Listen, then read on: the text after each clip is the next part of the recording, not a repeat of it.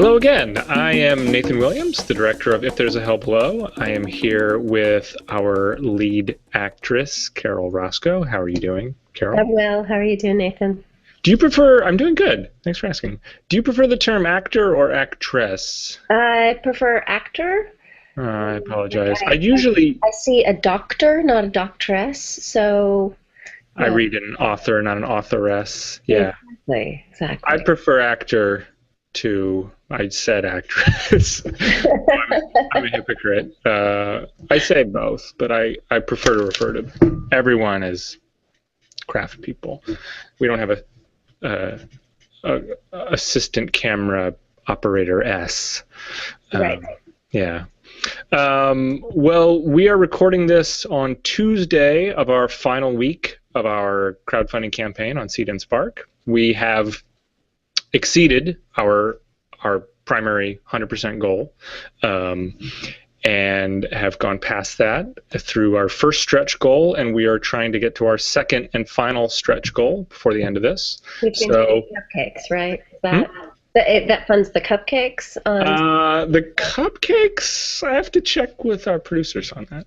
uh, In case anyone thinks we're just greedy, this is an extremely low budget film. We're cutting corners all over the place, and a contribution now is just as meaningful as a contribution 2 weeks ago. And our current stretch goal is to buy a backup set of hard drives for, we're shooting digitally, and you want to have multiple sets of the footage in case a hard drive fails or gets lost or something. And to make people feel even better about their contribution, and to reassure you that we're not just gaming you at this point. We're going to give those hard drives away if we get to this goal to an organization in Seattle where a you great reside. organization, Real Yeah, Girls. Yeah, I'm Real really Girls, excited about that. Yeah. who are awesome, and we would love to do that. You also can just give to Real Girls. I don't I don't want to be like, oh, the only way to help out Real Girls is to help out our movie. Right, you can help out both this way, which is Yeah, we're calling it a double impact yeah. contribution, and we would love to do that. For those who aren't familiar, they are kind of a after school program or weekends. I don't know when they work, but girls 7 through 17 or 18, and just encouraging getting involved in filmmaking and fluency with the technology and the medium and everything. And I'm someone who is looking forward to a future when there's more voices for people who aren't. There's more representation of maybe all the voices. Yeah. Yeah. I mean, I'm someone who makes movies, but I also like to watch movies, and limiting ourselves to just, nerdy white guys, we're not seeing all the great work that we could be seeing, So I know there's a little girl growing up in Seattle who's literally a genius who, if she's given the opportunity to learn her craft, is going to make something awesome. Yeah. Hopefully more than one. Many awesome things. Many awesome things. Maybe with these backup hard drives, if we meet our stretch goal, she'll put her very first film on one of those hard drives. Yes, she could do that with your help. Not you, Carol. Well, yes, you indirectly, but you who are watching. So help us out, help out Real Girls, and we're building film communities here. So Carol is our lead. There's 4 very big roles in the movie, and I don't want to diminish anyone's role, but I think when someone watches the movie with a stopwatch, you'll have the most time on screen. And that's exciting in a movie star way, but also a lot of pressure, right? I try not to think about it that way. Okay, sorry. I really try not to think about it that way. It's certainly daunting in terms of, I think particularly the stamina Hmm. We're shooting this film in such a tight time frame, right? We've got Yeah. 2 weeks, a Yeah. little less, that there's, with as many scenes as there are to shoot, and with the the being in so much of it, I think that there's definitely a pressure of knowing that I'm going to be running a marathon for 12 days, you know, uh, Yeah. right along with Connor Marks, who, I think shares that burden, Hmm. pleasure with me, that less than pressure. I've been trying to focus on how do I prepare for having to have that kind of endurance and focus and stamina. Yeah. Which sort of leads me to one of my broader questions for you. Yeah. And we haven't worked together, if anyone's interested. I know of your work and your reputation, Likewise. and but this will be our first time working together. I'm very excited. And how do you prefer to prepare for a role generally? And maybe you could share some thoughts on how you would like to prepare for this role. Um, every role's a little bit different. Hmm. Certainly, some take a great deal more preparation than others.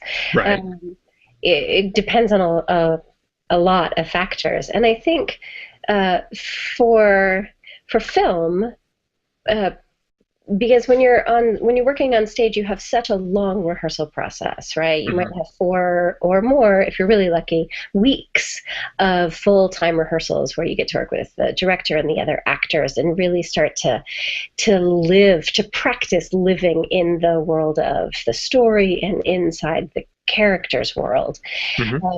so that by the time there's an audience in front of you, it's a world you're very familiar with and very comfortable with.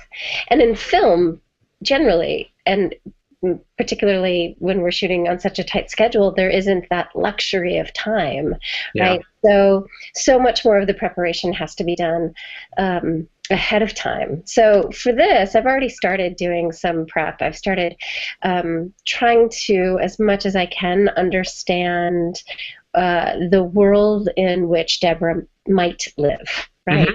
So I've been doing a lot of research on whistleblowers Hmm. and the history of whistleblowers and interviews with them, of what drives people to step forward with information, and taking just starting to get a sense of what motivations might be, what other aspects of their life might be driving them to to do something potentially so dangerous. Hmm. So I've already started researching that and feeling that.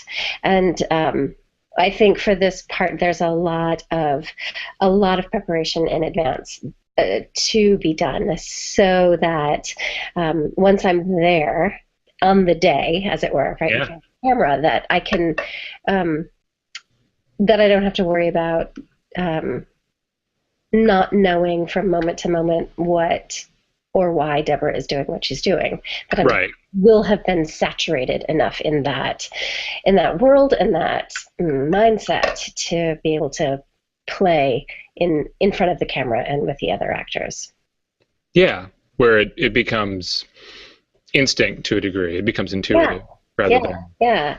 Where there's a sense of spontaneity and improvisation around the text and within the circumstance, which is what makes um, for really exciting art, I think. Yeah. Yeah, and it's been fun. Other people are getting involved too. Like my dad is sending me YouTube videos about other whistleblowers, Oh, cool. which is helpful. It's like having a research assistant. It's fabulous. Well, thanks. Thanks. Exactly. Well, since you talked about the long rehearsal process for a play and the typically shorter, if any, some films don't even really do any rehearsal prior Yeah. to the shoot day. You do maybe some rehearsing on set. Um, we talked with Paul Budritis, one of the cast, Yeah. about sort of the core craft differences between film and theater. Hmm. And I don't know if you saw that chat, but if I um, haven't had a chance to yet. yeah, no, no, no worries. We produce a lot of content here at If There's a Hell Below, enterprises. Thoughts on that? But since folks kind of heard one perspective on that, I'd be interested in sort of kind of the more day to day. I mean, what's the rhythm of showing up for a play versus a film, and are you making different choices in like, oh, a film day is longer, so I'm going to eat a big breakfast, or I don't know. I mean, sort of the non. The nitty-gritty, the totally pedestrian, the ordinary details of it.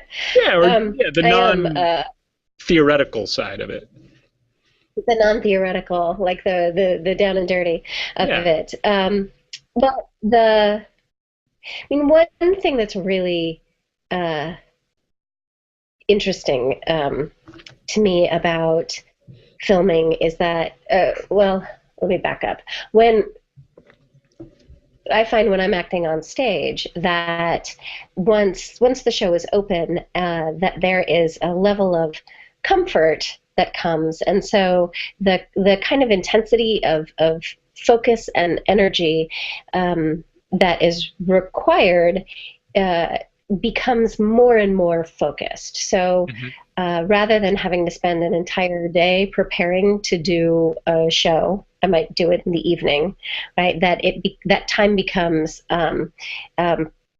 again, show dependent. Perhaps an hour and a half before the show is where I need to start turning my attention and my imagination and just my mind over to the show and the world of the show. And so when I'm doing a stage play, that gives me the rest of the day to have the rest of my life, right? Whether that's with family or teaching or rehearsing for the next thing or whatever it is. So that once you're in performance, there's this release of energy in a way that can be utilized for other things. And in film, that's just not the case. Like it's a much more intense process. So every day is like, well, we might be filming for 10 or 12 hours that day. Thinking of other shoots I've done where, you're up at 5 o'clock in the morning and you're on set at 5:30, and you might be in front of the camera by 6:30, and then you're there until about 10:30, 11 o'clock at night, sometimes. So, and then the next day you might do the same thing all over again.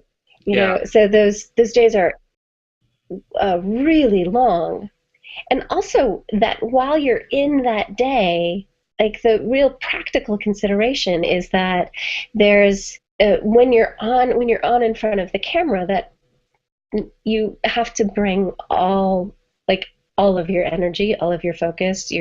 There's no room for distraction because the camera picks it up, right?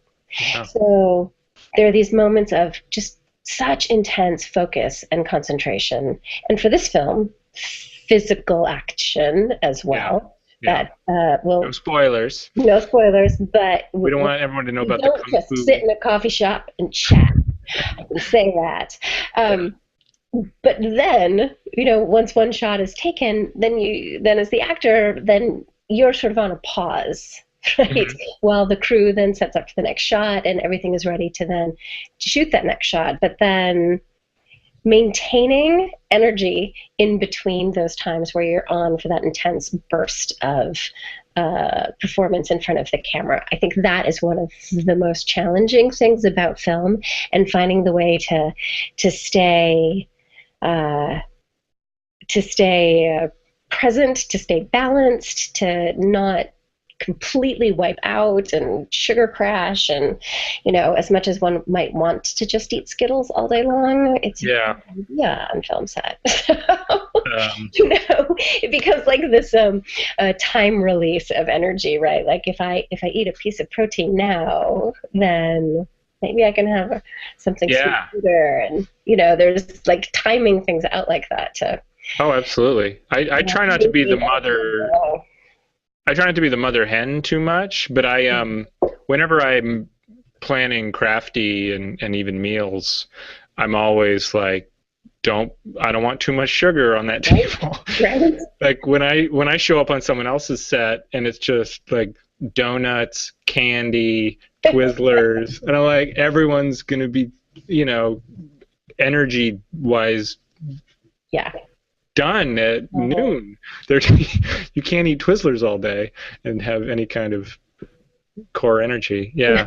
Um, so yeah, it's interesting. I mean, I don't have a lot of experience with theater, so I'm speculating a little bit. But in a play, you might have lower energy parts and really intense parts, but Mhm. every night you're doing the same thing. Yeah. Whereas in a movie, you'll do the low energy part all day long, and then for a day or even multiple days, you might do the most insanely High energy challenging, part. Yeah. high energy. The one performer director relationship, which is not necessarily the best. We're not going to emulate this. Is Shelley Duvall and Stanley Kubrick in The Shining, because they shot for 6 months and she had to basically be terrified, screaming every day, all day For 6 months. for 6 months. And you lose your mind. I mean, you can't. I don't know how you can do that. I mean, it's insane. We're not doing that. No, we don't have the luxury of shooting for in 8 or 9 years when I when I have a much bigger budget. But we'll do. I mean, some of the more difficult parts of this movie, it'll be a whole day of really intense Yes. stuff, and that's. Yeah. I'm not oblivious to the fact that it is very challenging, Yeah. and I you mean, can't necessarily do 15 takes of the hardest emotional thing. and So there's also some, hard physical stuff as well, like yeah, that are like peak emotional and physical moments.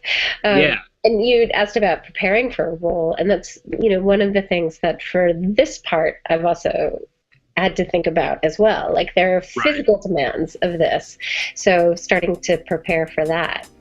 Again, no spoilers, but Yeah.